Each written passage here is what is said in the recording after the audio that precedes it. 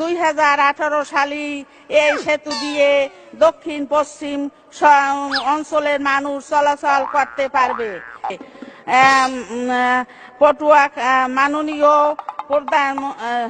পটুয়াখালী জেলার medical college প্রতিষ্ঠা করা হয়েছে। পায়রা তৃতীয় সমুদ্র বন্দর এবং তৃতীয় 1320 মেগাওয়াট ক্ষমতার বিদ্যুৎ কেন্দ্র স্থাপনের কাজ শুরু হয়েছে এবং দ্রুত গতিতে এগিয়ে চলছে। লেবুখালী সেতু নির্মাণ কাজ দ্রুত এগিয়ে চলছে। শেখ কামাল, শেখ জামাল ও শেখ রাসেল সেতু নির্মাণ করা হয়েছে। তাই পটুয়াখালীর বাসীর পক্ষ থেকে মাননীয় প্রধান সেতু মন্ত্রীর প্রতি কৃতজ্ঞতা জানাই। দেশ এগিয়ে এগিয়ে যাচ্ছে। সারা দেশের ব্যাপক উন্নয়ন হয়েছে, মানুষ ভালো আছে, মানুষের জীবনযাত্রার মান বেড়েছে।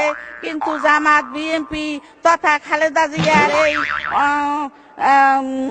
এই উন্নত অগ্রযাত্রা ভালো লাগে না। তাদের ভালো লাগে দেশের মানুষকে হত্যা করতে, দেশের